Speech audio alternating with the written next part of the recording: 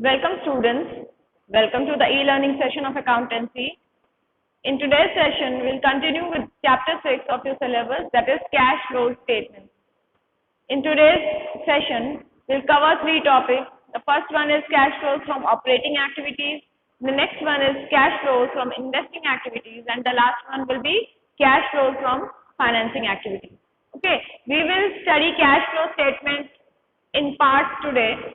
Okay, in different types of activities, and then in our next session we will assimilate, we will gather all the parts and we will do one complete sum on cash flow statement. Okay, let's begin with the first topic, that is cash flows from operating activities. Okay, now for this topic, to explain this topic, I have taken up one illustration, that is illustration 7 from your book. Okay, and I have taken this illustration because it is a comprehensive question. इसमें बहुत सारी चीजें हैं जो आपको सीखनी है, ठीक है, और this sum includes everything. So that's why I have taken this sum so that you can understand all the important parts of operating activities. Okay, so I have written the question on one side and the answer on the other side. Let's discuss the question first. X Limited made a profit of rupees 5 lakh after considering the following items.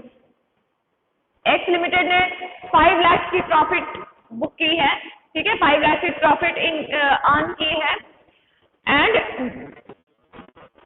Before coming to this profit, before calculating this profit, उसने कुछ adjustments किए थे.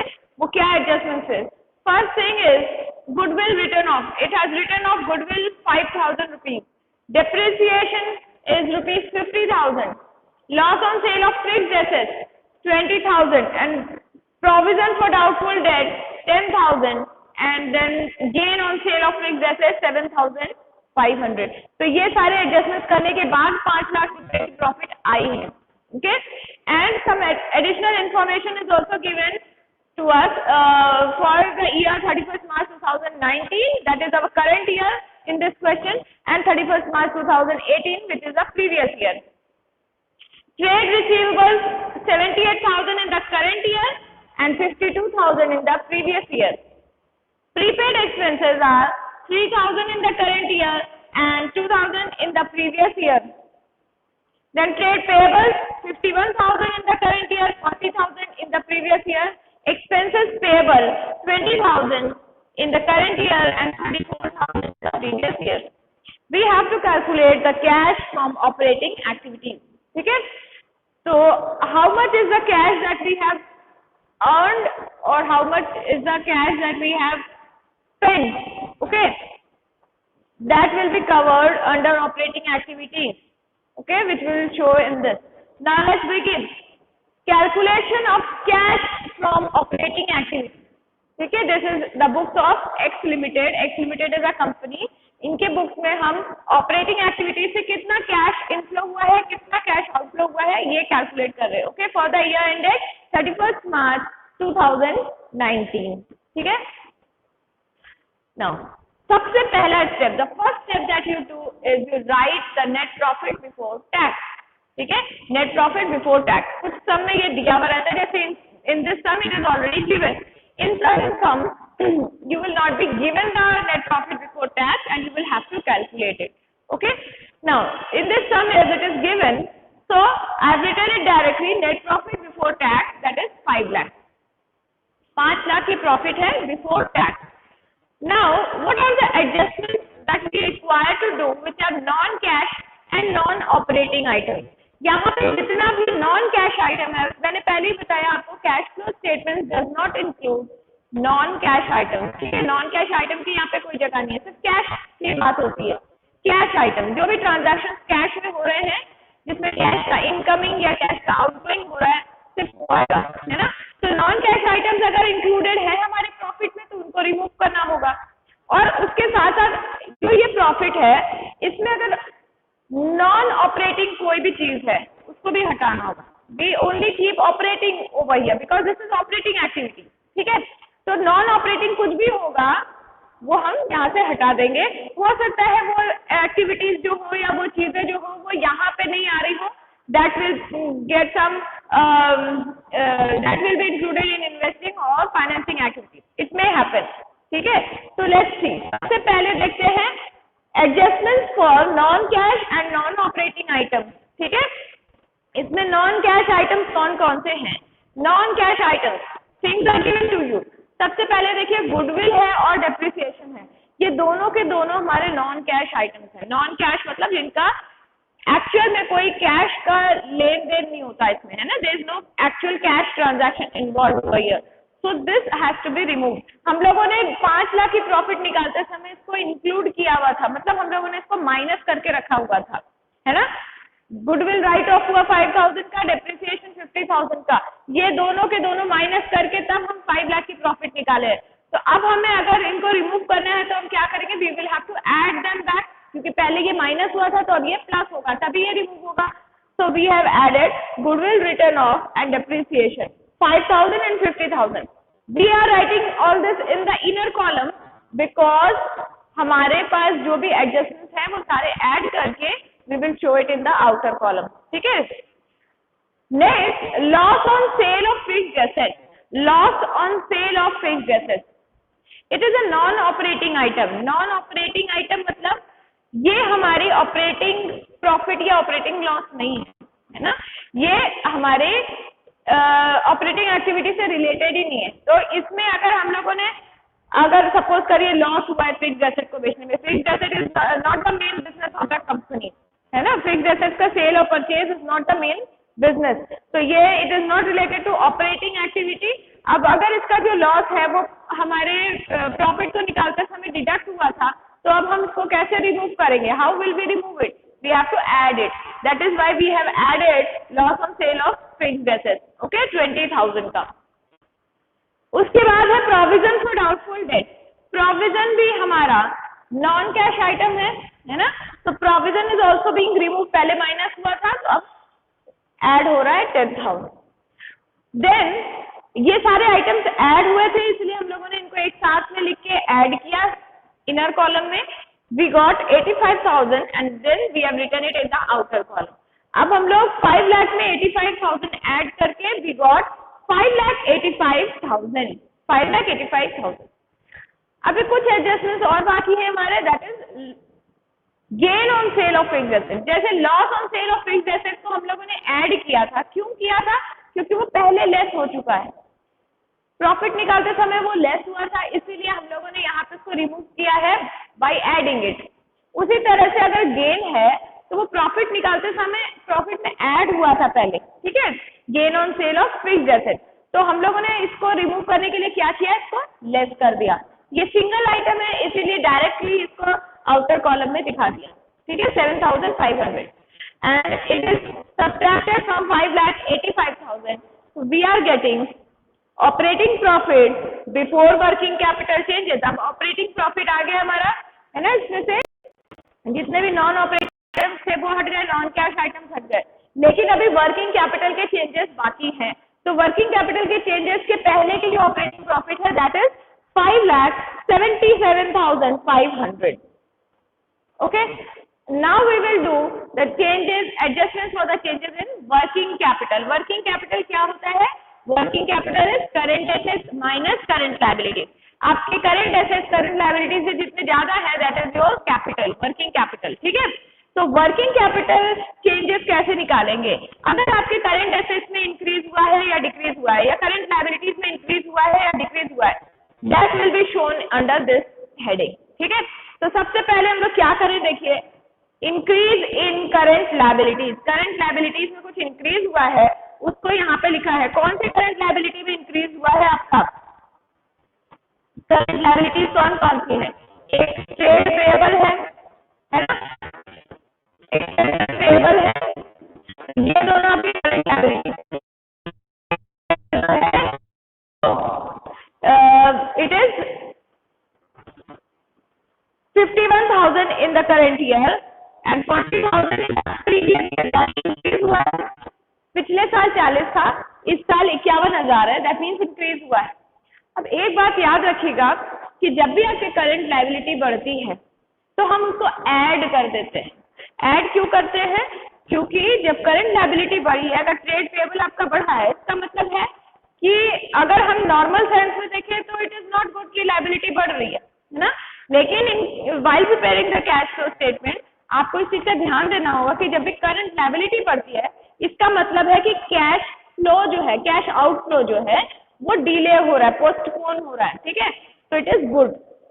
Cash flow करते समय, cash flow बनाते समय, statement बनाते समय आपको ये ध्यान देना होगा कि जब करंट लायबिलिटीज इंक्रीज होती है, ट्रेड पेबल अगर बढ़ा है, सपोज करिए trade payable has increase, it means what? Actual में हो क्या रहा है? आपने सपोज करिए किसी से सामान खरीदा है ना, कैश में आपको पेमेंट करना था, आपने नहीं किया और आपने बोला मैं बाद में करूंगा, तो कैश आउटफ्लो जो होता तो यहाँ माइनस हो जाता, लेकिन कैश आउटफ्लो हुआ नहीं। हम लोगों ने क्या किया? हम लोगों ने उनको क्रेडिटर बना लिया और हम लोगों ने जो पेमेंट है उसको डिले कर दिया, पोस्टपोन कर दिया। तो अभी कैश आउटफ्लो नहीं हो रहा है, इसीलिए what we are doing, we are adding increase in current liability. कितने से इंक्रीज हुई है? 11,000 से। तो हम लोगों ने वहां पे आउटर कॉलम में लिख दिया क्योंकि सिंगल आइटम था। ठीक है, next, less increase in current asset. Current asset में इंक्रीज हो रहा है तो लेस क्यों कर रहे हैं? करंट लायबिलिटी की इंक्रीज थी तो ऐड किया था, करंट एसेट की इंक्रीज है तो लेस कर रहे हैं। क्या क्या एसेट्स है? देखिए पहले trade receivables, prepaid expenses. Trade receivable increase हुआ है, कैसे इंक्रीज हुआ? देखिए ट्रेड रिसीवेबल हमारा करंट ईयर में 78,000 है और प्रीवियस ईयर में 52,000 था, 52,000, that means it has increase. अगर trade payable, trade receivable increase हुआ है, इसका भी सेम लॉजिक है। अब हम क्या बात कर रहे हैं कि हमारे पास सपोज करिए हमने किसी को सामान बेचा है ना, तो trade payable increase, trade receivable increase होने का मतलब क्या है ये समझिए ध्यान से। आपने किसी को सामान बेचा है ना, सेल किया है, वो पर्सन आपको कैश देता तो यहाँ पे ऐड हो जाता, लेकिन उस पर्सन ने कैश नहीं दिया, उसने बोला कि I will pay after some time, तो कैश इनफ्लो जो था वो डिले हुआ है, यहाँ पे कैश इनफ्लो डिले हुआ है और वो पर्सन हमारा डेटर बन गया, तो करंट एसेट तो बढ़ गया, लेकिन व्हाट अबाउट कैश? कैश की तो पोस्टपोनमेंट हो गई ना, कैश इनकमिंग जो थी वो पोस्टपोन हो गया, that is why we are decreasing increase in current asset. बात समझिए, तो करंट एसेट को हम लोगों ने डिक्रीज कर दिया, ट्रेड रिसीवेबल 26,000। प्रीपेड एक्सपेंस को क्यों माइनस किया है? ये तो करंट एसेट है, लेकिन प्रीपेड एक्सपेंस का मतलब क्या होता है? प्रीपेड एक्सपेंस मतलब जो एक्सपेंस आपको बाद में करना था वो आपने पहले ही कर दिया, जो पेमेंट आपको फ्यूचर में करना था you have made it in advance. तो while preparing cash flow statement वो करंट एसेट होते हुए भी माइनस क्यों होगा? क्योंकि आपने कैश आउटफ्लो को प्रीपोन किया है, आपने कैश आउटफ्लो जो बाद में होता है उसको पहले कर दिया, इसीलिए ये माइनस हो गया। ठीक है, जब भी आपका कैश इनफ्लो डिले होगा, कैश इनफ्लो डिले होगा या फिर cash outflow, cash inflow delay होगा तो माइनस होगा, ठीक है, या फिर कैश आउटफ्लो को एडवांस में करेंगे तो भी माइनस में होगा। लेकिन जब हम कैश आउटफ्लो को पोस्टपोन करते हैं या फिर कैश इनफ्लो को प्रीपोन करते हैं, इन दोनों केस में ऐड होता है। ठीक है, अब देखिए लास्ट ऑप्शन क्या है? Decrease in current liability.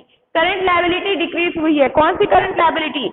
Expenses payable. Expenses payable current year में 20,000 है, प्रीवियस ईयर में 34,000 है, मतलब 14,000 से डिक्रीज हुई है। तो इसको हम क्यों डिक्रीज को क्यों माइनस कर रहे हैं? We are subtracting this because यहाँ पे भी हमारा वही फंडा लग रहा है, एक्सपेंसेस पेएबल था, एक्सपेंसेस पेएबल था, ठीक है, लेकिन अभी वो डिक्रीज हो गया है 14,000 से। इसका मतलब क्या है?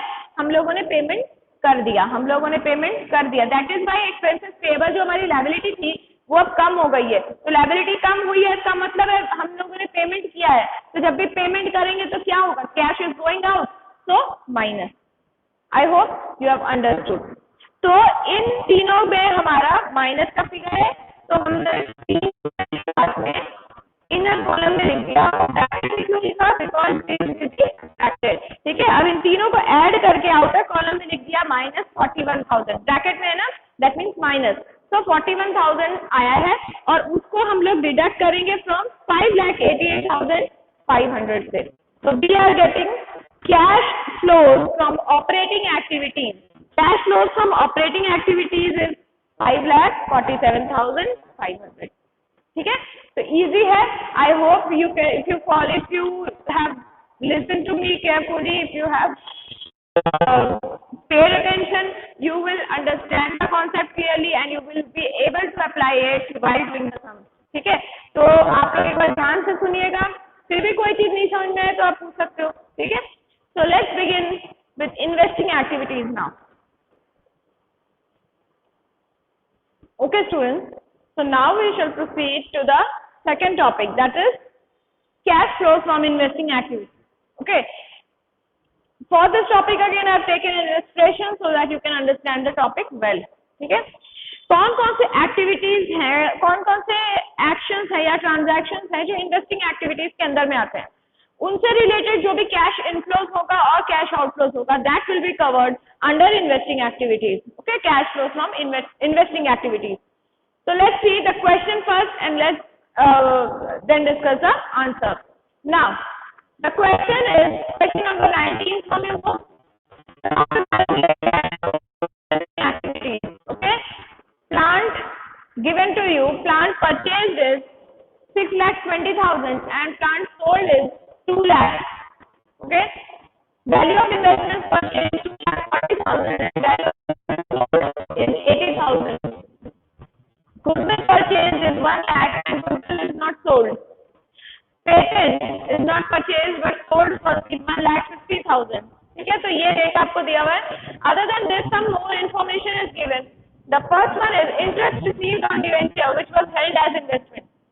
कुछ डिबेंचर्स हैं जिनको इन्वेस्टमेंट की तरह रखे गए हैं. ठीक है, उन डिबेंचर्स पे इंटरेस्ट मिला है 8,000 का. Next is interest. Okay, interest. This is interest paid on debentures issued. Interest paid on debentures issued. ठीक है, debentures जो इशू किया गया है, एक debentures इन्वेस्टमेंट के लिए रखा गया है और दूसरा debentures कंपनी ने खुद इशू किया है. ठीक है, तो जिसको इन्वेस्टमेंट की तरह रखा है उस पर इंटरेस्ट मिलता है और जिसको इशू किया है उस पर ये इंटरेस्ट दे रहे हैं. So they are paying interest on debenture, paid on debentures 15,000. ठीक है, 15,000 का डिबेंचर पे इंटरेस्ट दे रहे हैं. Next is dividend received on shares held as investment. जो शेयर्स इन्वेस्टमेंट के लिए रखे गए हैं, मतलब आपने किसी और कंपनी में शेयर्स परचेज करके रखे हैं, तो दैट इज योर इन्वेस्टमेंट. उस पे आपको डिविडेंड मिल रहा है उस कंपनी से.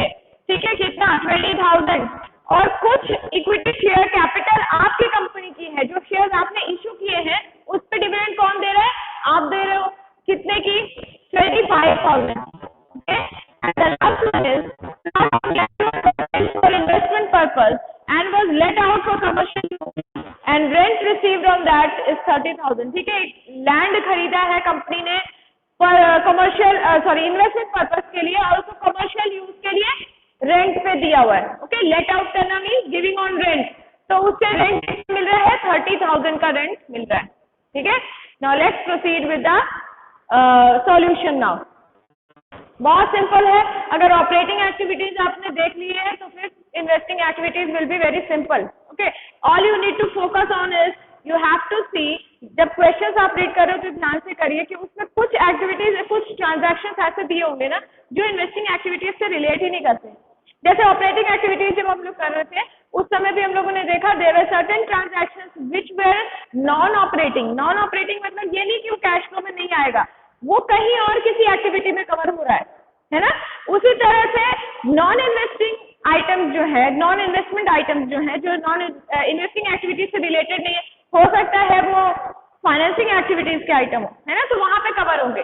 तो इसी तरह से आपको ये सॉर्ट आउट कर लेना पड़ेगा क्वेश्चन में ही, जिससे कि आप आंसर में आराम से प्रोसीड कर सको. First of all plant is purchase.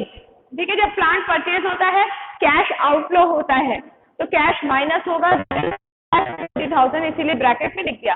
Okay, next is proceed from sale of plant. अगर प्लांट खरीद रहे हो तो आपका पैसा जा रहा है, माइनस में हो रहा है.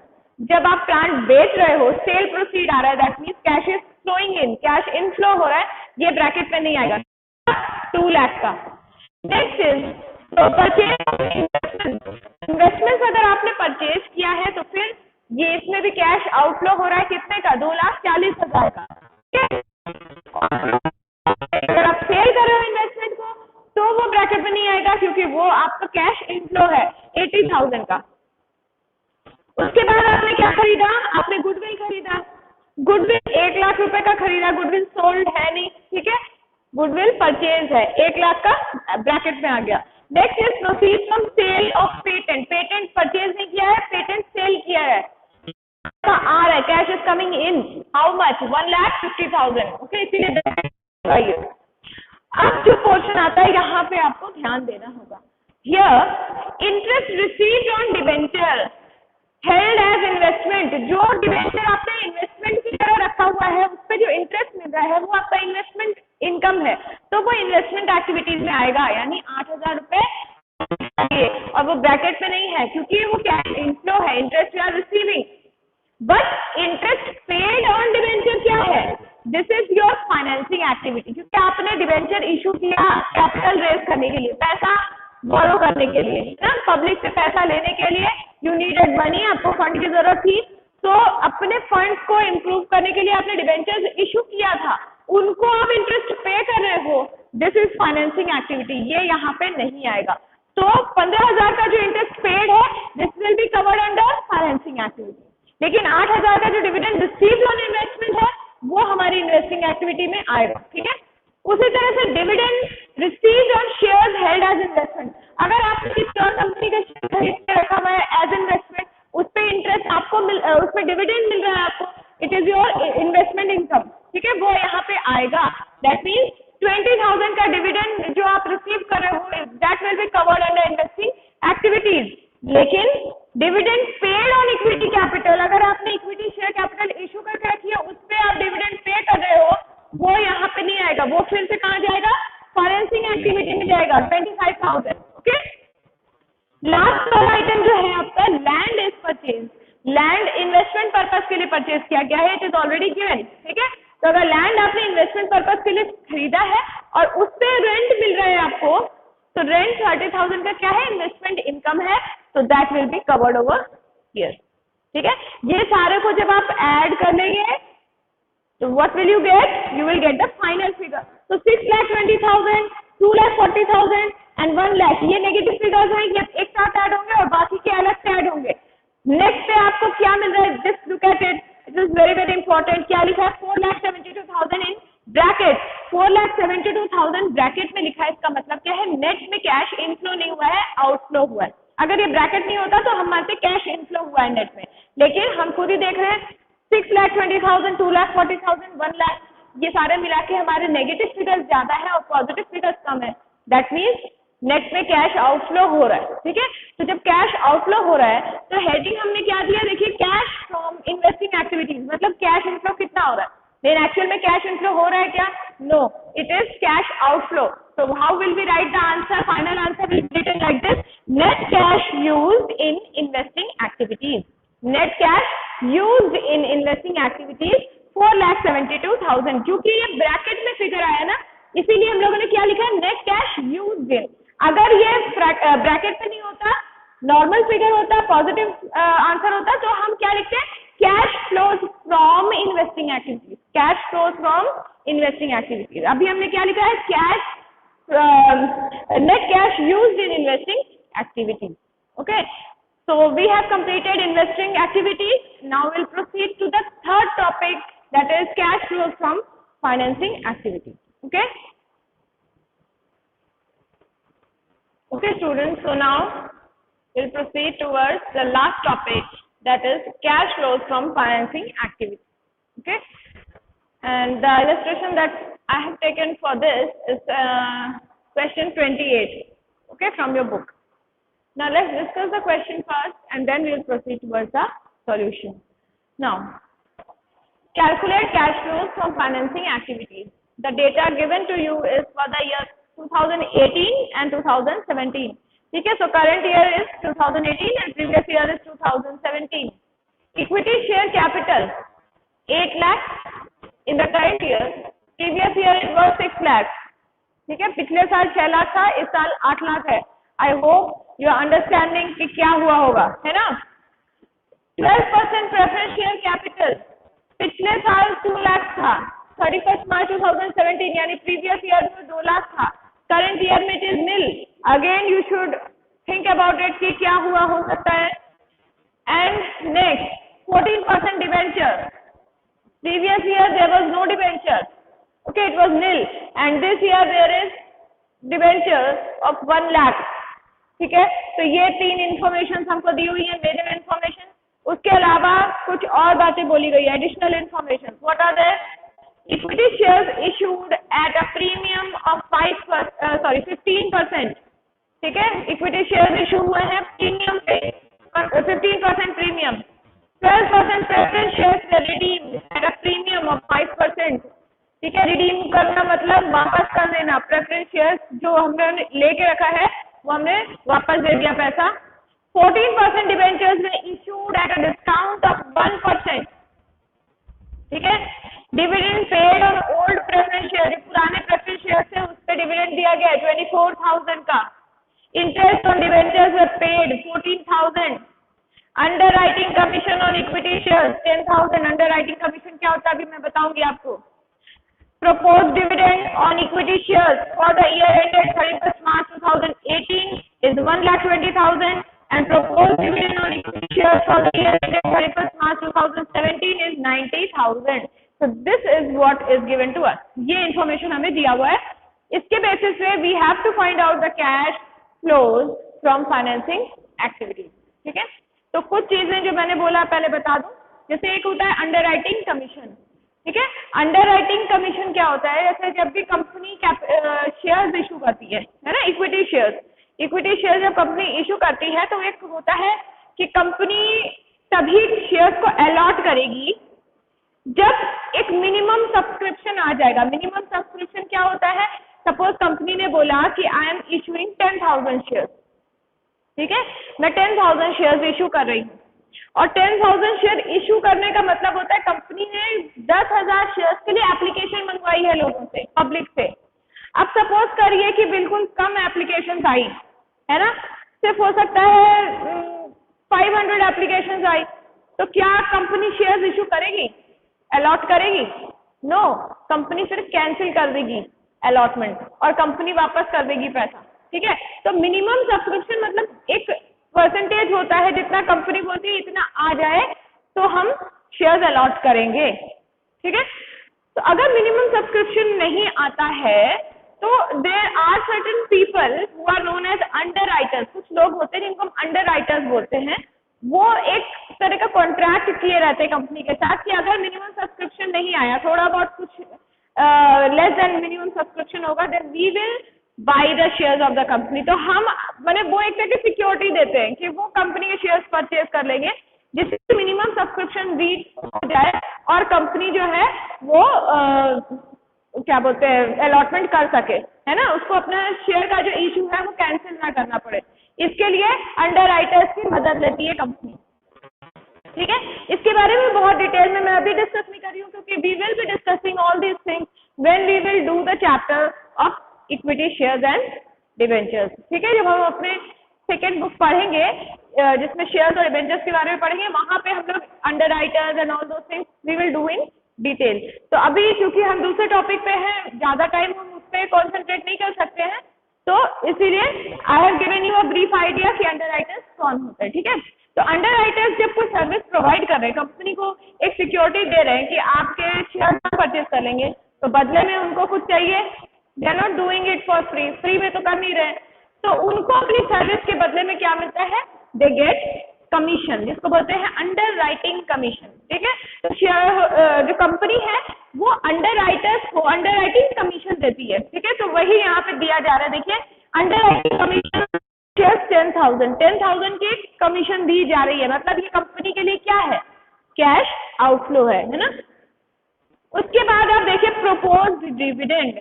प्रोपोज्ड डिविडेंड होता है, एक होता है प्रपोज करना, फिर डिक्लेयर करना, फिर पे करना, ये 3 स्टेजेस है, ठीक है। तो प्रपोज तो मैनेजमेंट ने कर दिया, लेकिन जब भी सपोज करिए इस साल अगर डिविडेंड प्रपोज किया गया है तो वो नेक्स्ट ईयर जो मीटिंग होगी, एनुअल जनरल मीटिंग, वहां पे अप्रूव किया जाएगा। जब वो अप्रूव हो जाएगा तब वो डिक्लेयर होकर पे होगा, है ना, तभी उसका पेमेंट होता है, उसके पहले वो पेमेंट नहीं होता। तो अप्रूवल लेना जरूरी होता है। तो अगर हम बोल रहे हैं कि propose dividend on equity share for the year ended 31 मार्च 2018, मतलब करंट ईयर में अगर आप प्रपोज कर रहे हो तो क्या उसका पेमेंट करंट ईयर में हो पाएगा? नहीं हो सकता, क्योंकि ये जो है ये अभी प्रपोजल है ना। ये जब अप्रूव हो जाएगा प्रपोजल तब ये नेक्स्ट ईयर पेमेंट होगा, ठीक है। तो इस साल वो सिर्फ एक प्रपोजल है। लेकिन look at this one, propose dividend on equity shares for the year ended 31 मार्च 2017, 2017 यानी पिछला साल जो है हमारा प्रीवियस ईयर जो है उसमें जो प्रपोज हुआ होगा वो इस साल अप्रूव हो गया होगा, और इस साल अप्रूव हो रहा है मतलब इस साल पेमेंट हो रहा है ना। That is why we will consider which one, we will consider the second one, the last one, okay, not this one in our cash flow, okay, this is relevant for us and this is not relevant for us। चलिए अब start करते हैं हमारा सम। देखिए सबसे पहले proceed from the issue of equity share. Equity share जो है आप बहुत ध्यान से इस तरह का सम देखिएगा। आपको देखिए जो पहले इंफॉर्मेशन दी गई है, मैंने इसीलिए बोला कि आप ध्यान दीजिए। इक्विटी शेयर कैपिटल 2018 के एंड में 8 लाख है, सॉरी 31 मार्च 2018 को 8 लाख है और 31 मार्च 2017 को वो सिर्फ 6 लाख है। मतलब प्रीवियस ईयर में 6 है, करंट ईयर में 8 है। इसका मतलब है इंक्रीज हुआ है। इंक्रीज होने का मतलब क्या होता है? It means that company has issued more share, company ने और शेयर इशू किया है। तो जब कंपनी ने शेयर इशू किया होगा तो क्या हुआ होगा? पैसा आया होगा, कैश इनफ्लो हुआ होगा। कितने का? 6 लाख से 8 2 लाख की कैपिटल इशू हुई है, यानी 2 लाख रुपए आए हैं, ठीक है। लेकिन क्या सिर्फ 2 लाख रुपए आए हैं?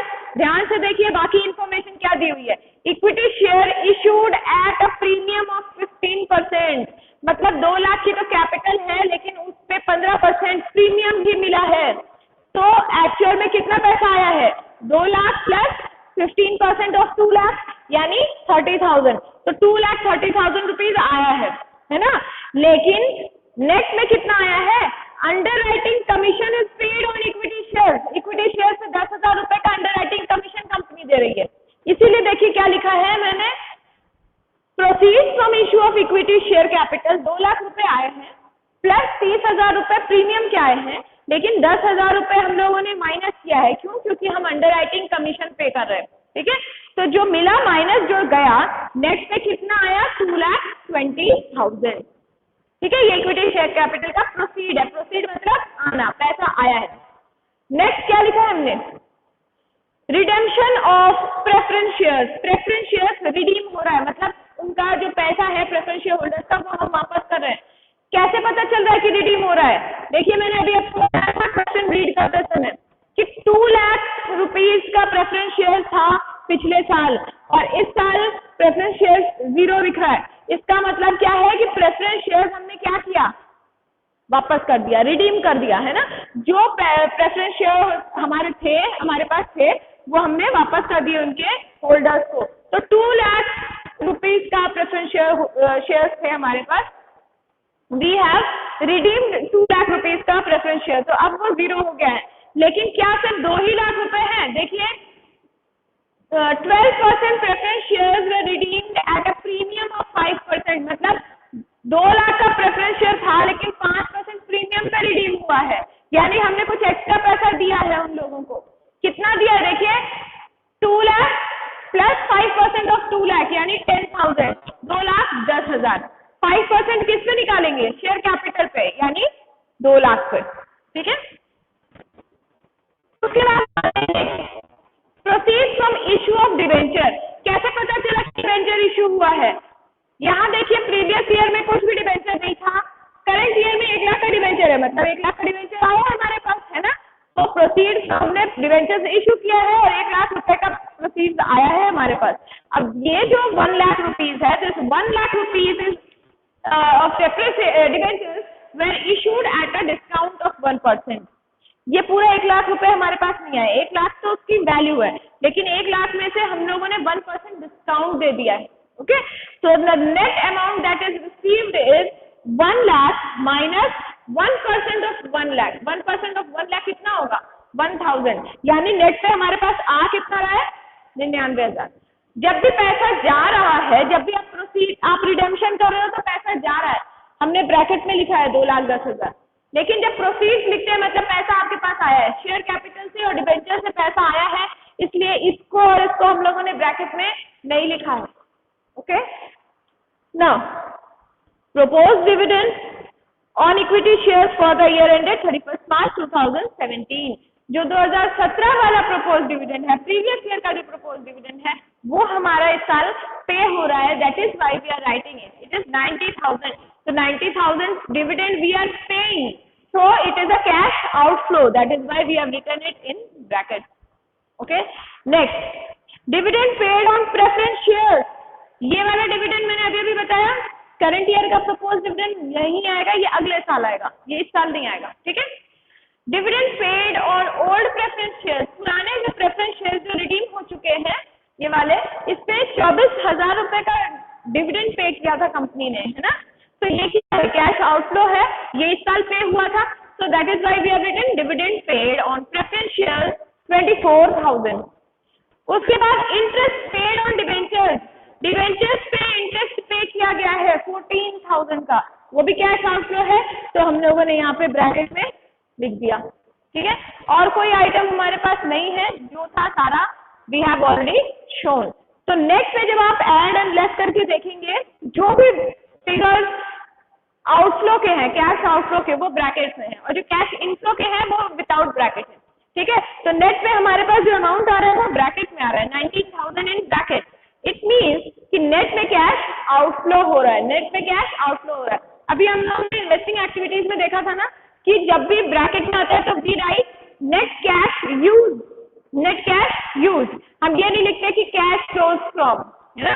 अगर ये फिगर ब्रैकेट में नहीं होता तो हम लिखते cash flows from financing activities, लेकिन अभी ये फिगर ब्रैकेट में दिया हुआ है, दैट मीन्स हम कैश फ्लोज नहीं लिखेंगे, हम क्या लिखेंगे? Net cash used in financing activities, net cash used in financing activities, मतलब फाइनेंस करने के चक्कर में 19,000 रुपए का कैश नेट में आउटफ्लो हुआ है। ठीक है। जैसे कि इन्वेस्टिंग एक्टिविटीज में भी हमारा नेट आउटफ्लो हुआ था, इफ यू रिमेंबर। ठीक है। So with this we have completed all the 3 types of activities and how we show different items under these activities, है ना। तीनों activities I hope you have understood. Still if you have any doubt you can contact me and we can clear our doubts. अच्छा, जितने भी sums हैं आपके book में, सारे सम्स को सॉल्व करिए, क्योंकि आपको हर समय कुछ ना कुछ नया तो मिलेगा ही, है ना। मैंने आपको एक बेसिक कॉन्सेप्ट दे दिया, एक आइडिया दे दिया है, इस आइडिया को आप यूज करके you can think more, you have to think, you have to visualise, है ना। विजुअलाइजेशन को बढ़ाइए, नए सम सॉल्व करिए। Any problem you face you can contact me and I will clear your doubt. Okay, thank you so much.